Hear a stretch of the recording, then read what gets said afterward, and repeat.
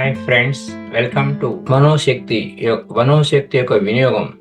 దాంట్లో ముఖ్యమైన అంశాలలో conscious mind and subconscious mind ఏ విధంగా కోఆర్డినేట్ చేయాలి, ఏ విధంగా అనుసంధానం చేసి మనం వినియోగించుకోవాలి, కాన్షియస్ మైండ్ అంటే ఏంటి, సబ్ కాన్షియస్ మైండ్ ఏ విధంగా ఉంటుంది, ఎంత శక్తివంతమైంది మరియు ఎంత సురక్షితంగా లేకపోతే, సెక్యూరిటీ లేకపోతే దానివల్ల మనకు వచ్చేటువంటి నష్టాలు ఏమిటి అనే విషయాలు మనం మాట్లాడుకుందాం ఈరోజు. ముందుగా మన ఇష్టానుసారం, లాస్ట్ ఎపిసోడ్లో చెప్పుకున్నాం, మన ఇష్టానుసారం నడవగలం. మనం ఎప్పుడు కావాలంటే అప్పుడు చేయికి పైకి లేపగలం. మన కన్ను, చెవి ద్వారా ఇష్టానుసారంగా ఏదైనా ఒక విషయంపై శ్రద్ధ పెట్టి ఉంచగలం. కంటితో చూస్తాం, చెవితో వింటాం. అయితే ఇవన్నీ మనం భౌతికంగా చేసే పనులు. మరి ఇంటర్నల్గా మన గుండె కొట్టుకోవడం, రక్త ప్రసరణ చేయడం, రక్త ప్రసరణ అవ్వడం, శరీరం పెరుగుదల, నరాలు మరియు కణజాలాల ఏర్పడడాన్ని, ఎముకల నిర్మాణాన్ని, లేదా అనేక ఇతర ముఖ్యమైన కీలక ప్రక్రియల్ని మనం ఏమీ నిలపలేము. అది మన కంట్రోల్లో లేవు. అదొక అదృష్టమే కదా. అయితే మనం ఈ రెండు చర్యల్ని పోల్చి చూస్తే, ఒకటి ఆ క్షణం యొక్క సంకల్పం ద్వారా నిర్ణయించబడుతుంది, మరొకటి గంభీరమైనటువంటి లయబద్ధమైన క్రమంలో కొనసాగుతూ ఉంది. గుండె కొట్టుకోవడం, రక్త ప్రసరణ, అంతే కదా. మరి ఎటువంటి చంచలత లోను కాకుండా, ఎటువంటి డౌట్ లేకుండా, ఎటువంటి సందేహం లేకుండా ప్రతి క్షణం స్థిరంగా ఉంటుంది. రెండవ దానిని చూసి మనం ఆశ్చర్యపోతాం మరియు ఆ రహస్యాన్ని వివరించమని అడుగుతాం. ఇవి మన శారీరక జీవితానికి సంబంధించిన కీలకమైన ప్రక్రియలని మనం వెంటనే గ్రహిస్తాం. ఈ అత్యంత ముఖ్యమైన విధులు మన బాహ్య సంకల్పం యొక్క వైవిధ్యాలు. బాహ్య సంకల్పంలో మన వైవిధ్యాలు ఉంటాయి. మనకు ఒకటి అవునంటాం, ఒకటి కాదంటాం. రకరకాల బాహ్య సంకల్పం ఉంది, కానీ దానికి వికల్పాలు జోడిస్తూ ఉంటాం. ఆ మార్పుల నుండి ఉద్దేశపూర్వకంగా ఉపసంహరించి మనలోనే ఉన్న శాశ్వతమైన మరియు నమ్మదగిన శక్తి దిశానిర్దేశంలో ఉంచబడ్డాయని మనం ఊహించకుండా ఉండలేం.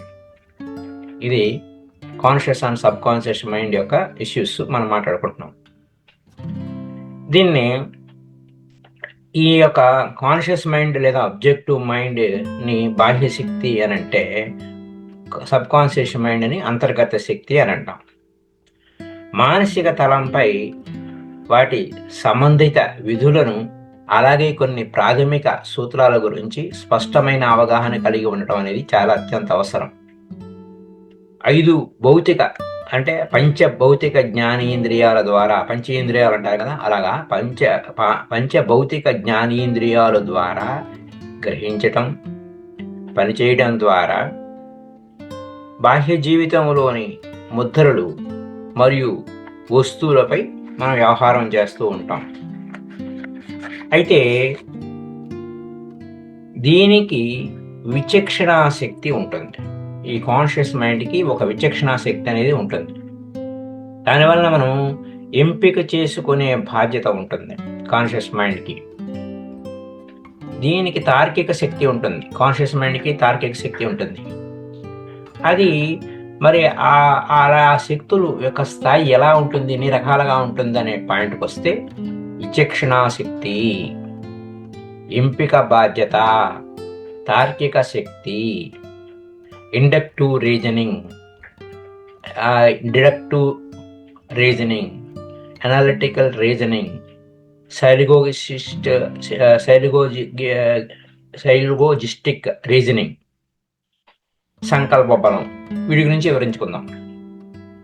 సింపుల్గా ఇవి చెప్పుకోవాలంటే, మనం కాన్షియస్ మైండ్ని విశ్లేషణాత్మకమైన ఆలోచన, ఎంపిక మరియు సంకల్పానికి బాధ్యత వహించే శక్తివంతమైన సాధనంగా వివరిస్తుంది. దాని నుండి ప్రవహించే శక్తుల్ని మనం వినియోగించుకునేందుకు. అయితే ఒక్కొక్క దాని గురించి, విచక్షణా శక్తి అంటే ఏమిటి? తెలుసుకుందాం. ఈ మనసుకు మంచి మరియు చెడు, మంచి ఏమిటి, చెడు ఏమిటి, సరైనది ఏమిటి, సరికానిది ఏమిటి అనే దాని మధ్య తేడా గుర్తించే సామర్థ్యం ఉంది. ఎంపిక బాధ్యత, ఈ విచక్షణా శక్తి వలన ఇది ఎంపిక చేసుకునే బాధ్యతను కూడా కలిగి ఉంటుంది. మంచి ఏంటో చెడు ఏంటో తెలుసుకున్న తర్వాత మనకి ఏది కావాలో దాన్నే ఎంచుకుంటాం. మంచినే ఎంచుకుంటాం కదా సహజంగా. మనం చేసే ఎంపికలకు మనం బాధ్యులం. మనం ఏది ఎంపిక చేసుకుంటే అదే మన బాధ్యత. తార్కిక శక్తి అంటే కాన్షియస్ మైండ్ తర్కంలో ఆలోచించగలదు. అది వివిధ రకాల తార్కిక పద్ధతులను అనుసరిస్తుంది. ఏమిటి ఆ తార్కిక పద్ధతులు అంటే తెలుగులో అనుమతి అంటారు. దాన్ని అనుమతి అంటే ఇండక్టివ్ రీజనింగ్, నిర్దిష్ట ఉదాహరణల నుండి సాధారణ నియమాలను రూపొందించగలదు. ఒక నిర్దిష్ట ఉదాహరణ బేసిక్గా తీసుకొని సామాన్యమైనటువంటి నియమాలని వాడుకుంటారు అన్నమాట. అలాగే డిడక్టివ్ రీజనింగ్ అంటే నిగమన, అంటే సాధారణ నియమాల నుండి నిర్దిష్ట సందర్భాలకు సంబంధించిన ముగింపు రావడం. సాధారణ నియమాలే కానీ నిర్దిష్టంగా ఉన్నాయా, ఖచ్చితంగా ఉన్నాయా, స్పెసిఫిక్గా మనం అనుకున్నట్టుగా ఉందా లేదా అనేదానికి. అలాగే అనలిటికల్ రీజనింగ్ అంటే విశ్లేషాత్మకంగా సమన్వయం, సమస్యలను విడదీసి వాటి భాగాలను విశ్లేషించడం అలా అన్నమాట. అలాగే సైకోయిస్టిక్ రీజనింగ్ అంటే రెండు లేదా అంతకంటే ఎక్కువ ప్రతిపాదనలను తీసుకొని ముగింపుకు రావడం. సంకల్ప బలం, ఇది సంకల్పానికి కేంద్రంగా ఉంటుంది. అంటే సంకల్ప బలం విల్ పవర్కి కేంద్రంగా ఉంటుంది. మరియు దాని నుండి ఉత్పన్నమయ్యే శక్తులన్నీ ఇక్కడే ఉంటాయి. తర్వాత ఈ తార్కిక శక్తిని అత్యధిక స్థాయికి అభివృద్ధి చేసుకోవచ్చు. సో మన సింప్లిఫికేషన్ కూడా మనం చెప్పుకున్నాం. నెక్స్ట్ పాయింట్ ఏంటంటే ఈ కాన్షియస్ మైండ్ ఇతర మనసులను ఆకట్టుకోవడమే కాకుండా సబ్ కాన్షియస్ మైండ్ని నిర్దేశిస్తుంది. ఈ విధంగా కాన్షియస్ మైండ్ సబ్ కాన్షియస్ మైండ్కి బాధ్యతాయుతమైన పరిపాలకుడుగా నిర్వహణ చేస్తుంది. పరిపాలకుడు మరియు సంరక్షకుడుగా కూడా ఉంటుంది కాన్షియస్ మైండ్ సబ్ కాన్షియస్ మైండ్కి. మీ జీవితంలో పరిస్థితులను పూర్తిగా తిప్పికొట్టగలిగే ఈ గొప్ప నిధి ఇది. తరచుగా అంటే ఫ్రీక్వెంట్గా భయము, ఆందోళన, మన పేదరికము, వ్యాధి, అసమానత, ఇన్ఈక్వాలిటీ మరియు అన్ని రకాల దుష్ప్రభావాలను అసురక్షిత అంటే సురక్షితంగా ఏమిటి కాపలా ఉన్నారు దానికి ఏవంటి ఇవి లోపలికి రాకూడదు. ఈ భయాలు ఇవన్నీ లోపలికి రాకూడదు. కానీ ఆ భావాలు అసురక్షిత సబ్ కాన్షియస్ మైండ్ చేత అంగీకరించబడినప్పుడు తప్పుడు సూచనల కారణంగా, ఇవన్నీ తప్పుడు సూచనల కారణంగా అవి మన పైన ఆధిపత్యం చెలాయిస్తాయి. యాక్సెప్ట్ చేస్తే ఏముంది, అవి మనం భయం అంటే భయం. అంటే చీకట్లో తాడును చూసి పాము అనుకున్నాం అనుకోండి, అది తప్పుడు సూచనే కదా. అది ఏంటో ముందు లైట్ వేసి చూసుకోవాలి. అది చేయకుండా అది యాక్సెప్ట్ చేసేసాం అనుకోండి, తత్ఫలితం ఆ సబ్ కాన్షియస్ మైండ్ యాక్సెప్ట్ చేసి ద రిజల్ట్ ఇచ్చేస్తుంది. నువ్వు ఏది విత్తుకుంటే ఇది కోసుకుంటావు అనే సూత్రం ప్రకారం అనమాట.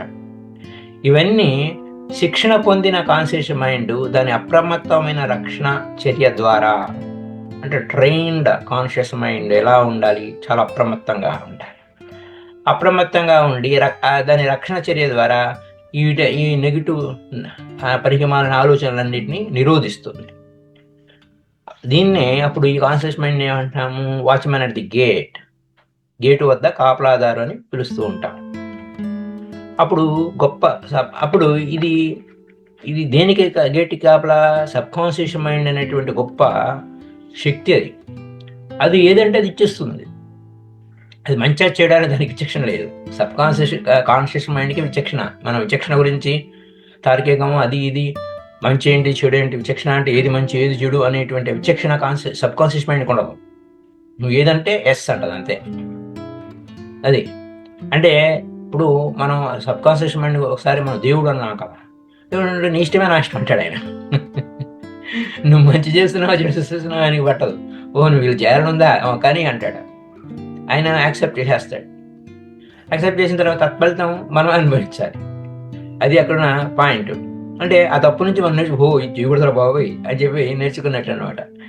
లైక్ సబ్కాన్షియస్ మైండ్ నివాసానికి అది కాపలా ఉండాలి కంపల్సరీగా.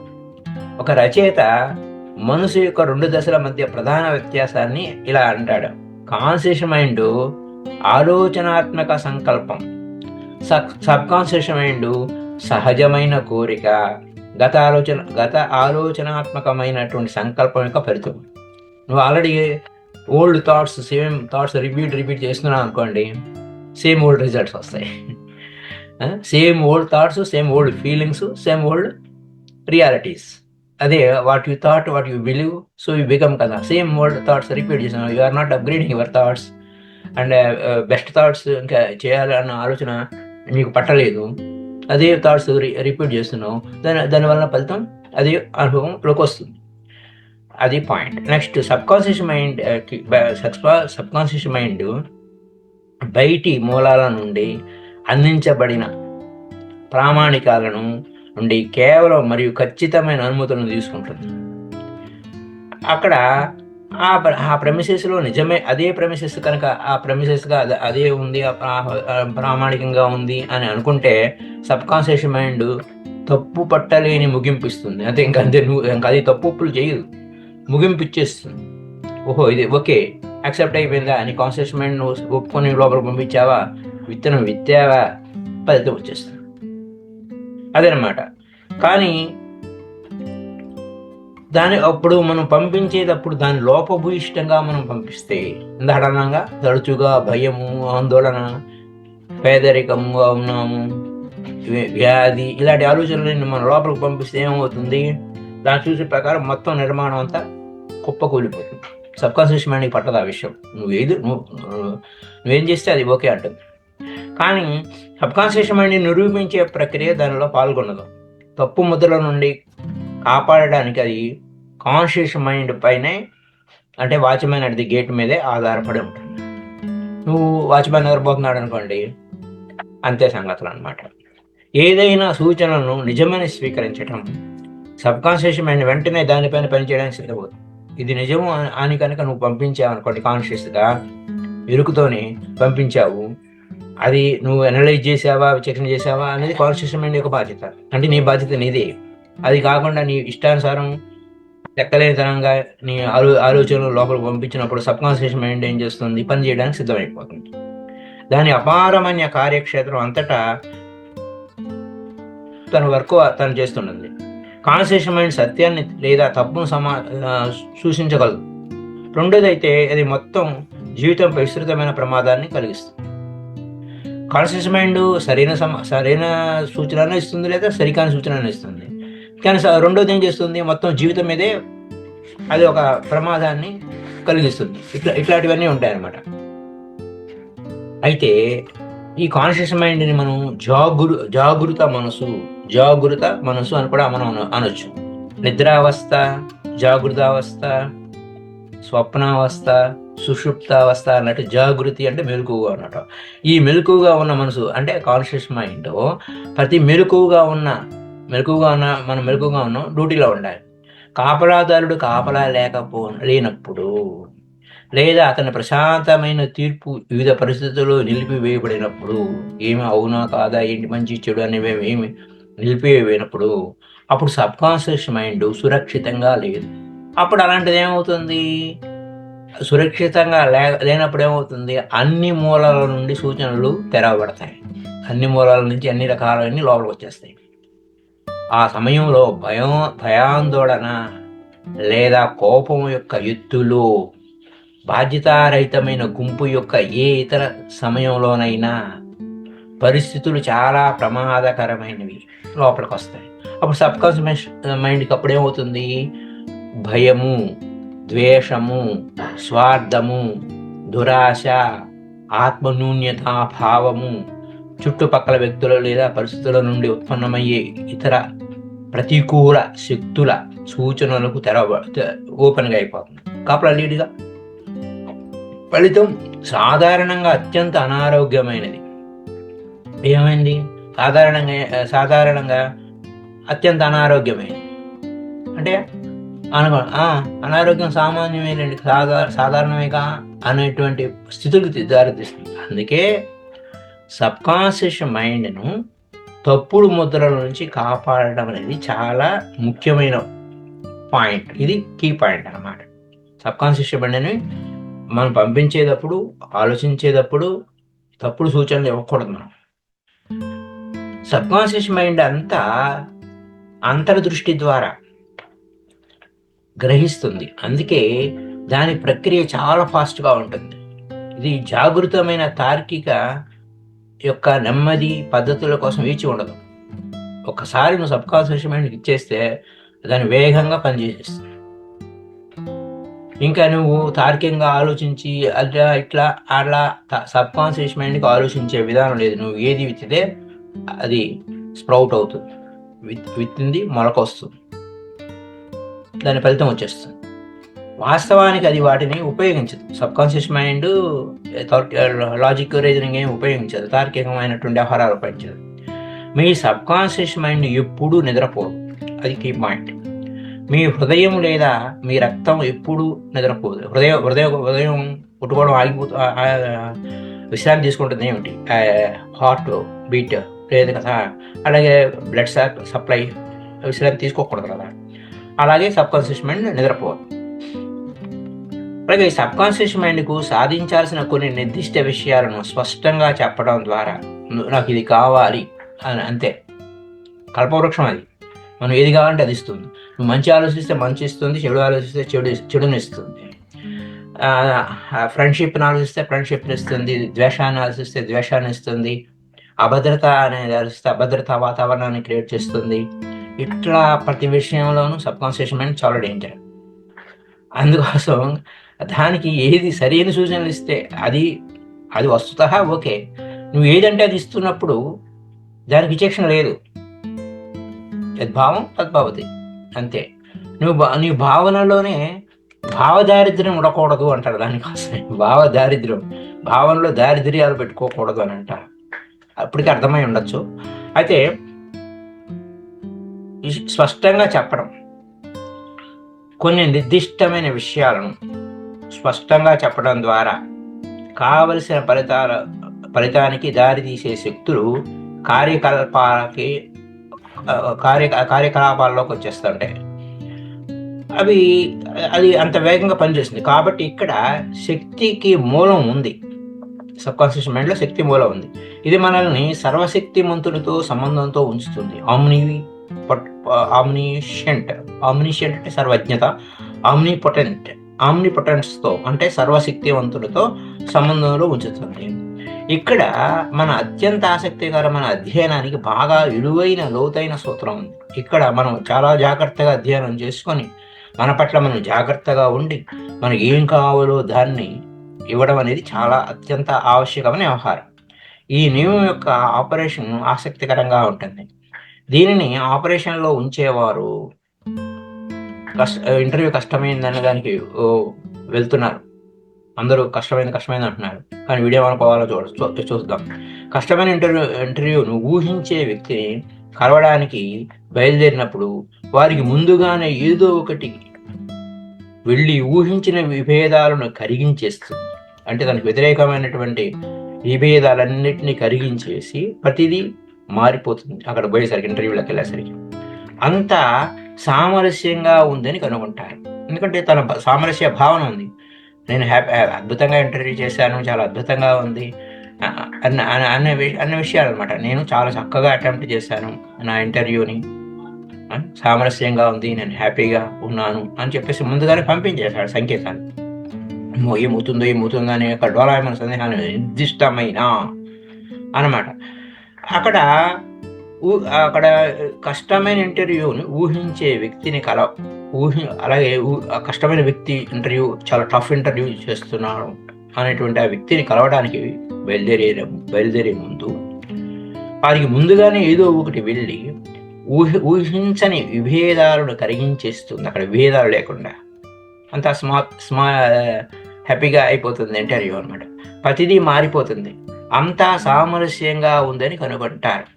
ఏదైనా కష్టమైన వ్యాపారం కష్టమైన వ్యాపార సమస్య ఎదురైనప్పుడు వారు ఆలస్యం చేయడానికి తగినంత సమయం ఉందని మరియు సరైన పరిష్కారాన్ని ఏదో ఒకటి సూచిస్తుందని వారు కనుగొంటారు. సో అంటే ఇంత అద్భుతమైన ఇదిగా ఉంటుంది వ్యవహారం. ప్రతిదీ సరిగ్గా ఏర్పాటు చేయబడుతుంది. మన భావన రీతి ప్రతిదీ సరిగ్గా ఏర్పాటు చేయబడుతుంది. వాస్తవానికి సబ్కాన్షియస్ మైండ్ని విశ్వసించటం నేర్చుకున్న వారు తమ ఆధీనంలో అనంతమైన వనరులు ఉన్నాయని కనుగొంటారు. ఎందుకంటే అనంతమైన వనరులు ఉన్నాయి అక్కడ. ఈ సబ్కాన్షియస్ మైండ్కి ఎంత పవర్ వచ్చిందనే విషయాలు కూడా మనం ముందు తెలుసుకోబోతున్నాం. సబ్కాన్షియస్ మైండ్ మన సూత్రాలకు మరియు మన ఆకాంక్షలకు నిలయం. ఇది మన కళాత్మక మరియు పరోపకార ఆదర్శాలకు మూలం. ఈ సహజ ప్రవృత్తులను, అంతర్గత సూత్రాలను బలహీనపరిచే విస్తృతమైన క్రమమైన ప్రక్రియల ద్వారా మాత్రమే పడగొట్టవచ్చు. రైట్. సబ్కాన్షియస్ మైండ్ వివాదాస్పదంగా వాదించదు. అందువల్ల అది తప్పు సూచనలను అంగీకరించినట్లయితే వాటిని అధిగమించడానికి ఖచ్చితమైన పద్ధతి తరచుగా పునరావృతమయ్యే బలమైన ఎదురు సూచనలు ఉపయోగించటం. అంటే పొరపాటున ఏదో ఒకటి తప్పు సూచనలు వెళ్ళి అంగీకరించేసింది, అది రిజల్ట్ ఇచ్చేస్తున్నప్పుడు మనం ఏం చేయాలి? దానికి ఆపోజిట్ సూచనలు ఇవ్వాలి. అక్కడ నెగిటివ్ థాట్ ఉంటే పాజిటివ్ థాట్ ఇచ్చేయాలి, ఇంకా మిరాక్యులస్ థాట్ ఇచ్చేయాలి, వాటిని ఉపయోగించడం. అప్పుడు ఆ విధంగా మళ్ళీ దాన్ని మనం పునరావృతం అంటే మళ్ళీ రిపీటెడ్ చేస్తుంటాం కదా. పాజిటివ్ని రిపీటెడ్గా మళ్ళీ చేస్తూ ఉంటాం. అని ఏమవుతుంది? పునరావృతమైన అంటే రిపీటెడ్గా బలమైన ఎదురు సూచనలు, అంతలో నెగిటివ్ ఉంటే పాజిటివ్ సూచనలు అనమాట, ఎదురు సూచనలు ఉపయోగించడం వలన దాన్ని మనసు అంగీకరించాలి. తద్వారా చివరికి ఆలోచనలు మరియు జీవితంలో కొత్త మరియు ఆరోగ్యకరమైన అలవాట్లను ఏర్పరుస్తుంది. ఆరోగ్యకరమైన అలవాటు, ఎందుకంటే నకారాత్మక భావనలు 2 రకాలుగా ఉంటాయి. అనారోగ్యమైన ఆలోచనలు, అనారోగ్యకరమైన శరీరం వచ్చేస్తుంది అప్పుడు. కాబట్టి ఆరోగ్యకరమైన అలవాట్లు మళ్ళీ చెప్పుకుంటూ ఉండాలి. ఎందుకంటే సబ్కాన్షియస్ మైండ్ రిపీటెడ్గా ఎందుకు చెప్పాలి అంటే, సబ్కాన్షియస్ మైండ్ అలవాటుగా చేసే ఆలోచనలు తొందరగా స్వీకరిస్తుంది. కాబట్టి అలవాటుగా కొత్త అలవాటు చేసుకోవాలంటే మంచి అద్భుతమైన ఆలోచనలు విడవకుండా చేస్తూనే ఉండాలి. అది పాయింట్. మనం పదే చేసేది యాంత్రికంగా మారుతుంది, అంటే ఆటోమేటిక్ అయిపోతుంది. ఇది ఇకపై తీర్పుతో చేసే పని కాదు, అంటే జడ్జిమెంట్ చేయదు. యాంత్రికంగా చేస్తున్నాం కదా, ఆటోమేటిక్గా వెళ్ళిపోతుంది. కానీ సబ్కాన్షియస్ మైండ్లో దాని లోతైన గాడిని ఏర్పరచుకుంది.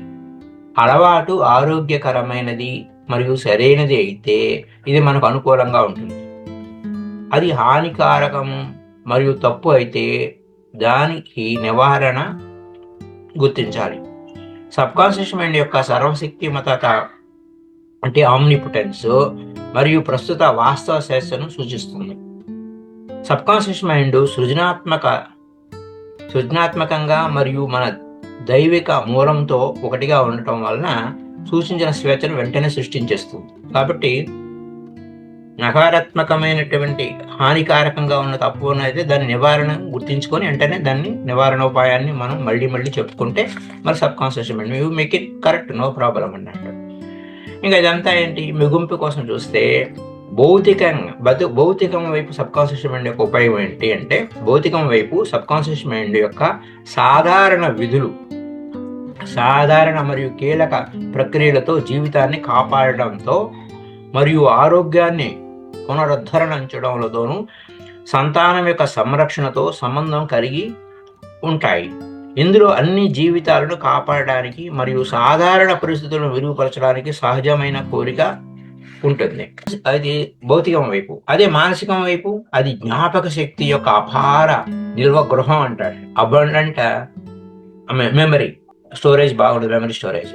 అది సమయం లేదా స్థలం ద్వారా అడ్డగింపబడని అద్భుతమైన ఆలోచన దూతలకు ఆశ్రయాన్ని ఇస్తుంది. అంటే అక్కడ నీకు సమయం కాదు, ప్రదేశం కాదు, ఎక్కడున్నా నీ ఆలోచనలకు అడ్డమే ఉండదు.